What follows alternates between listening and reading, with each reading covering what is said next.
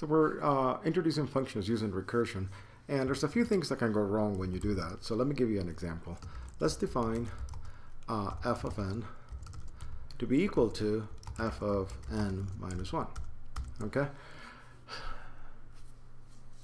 Surely that doesn't work, right? Well, let's see what happens. Let's try to accept this definition. And I don't know if you caught it. It was really fast. I'm going to do it again. It was green for a second. It like flashed green, and then it went back to white. It did not advance the cursor. It did not make it gray. Now let's look at the errors. Here's what's happening. It's saying I was actually unable to be able to do this, right?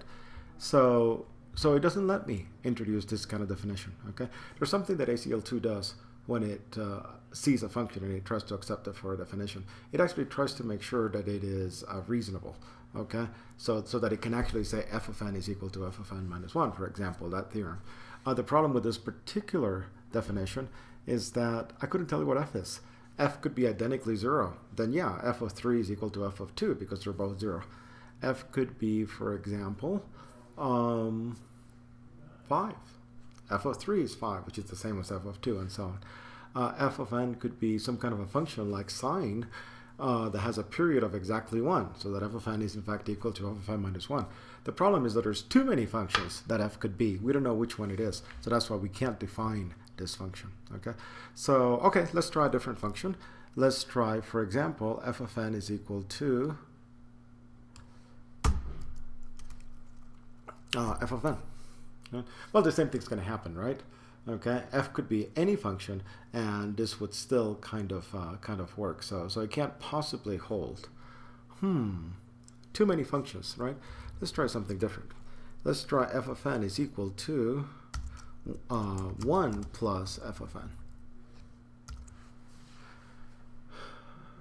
So what can f of n be? The answer is that it can't be anything. There is no such function, right? Because the axiom would be f of n is equal to 1 plus f of n. Cancel the f of n's, and you have 0 is equal to 1. So this is not something that is legal, right? So again, ACL2 won't accept it, and we can actually try. Yeah, no, it's not going to accept it. Okay, all right. What else can go wrong? Well, the other thing that can go wrong is actually only happens when you do it by cases. And what happens is that you can say f of n is equal to n if n is greater than or equal to 0, but is equal to n plus 1 if n is less than or equal to 0. Okay, and you see that the problem there is that when n is precisely equal to 0, both rules apply. One of them tells me that it should be 0. The other one tells me that it should be 1. Can't be right. Okay, so again, that's another way that the definitions can be wrong. So in general, what do we need for a definition to work? Well, we need consistency. If more than one rule tells me what to do, then they have to agree. It needs to be complete. Okay, what does complete mean? It means that if you have cases, that every possible input will work for one of those. It will actually have one of those cases applied to it.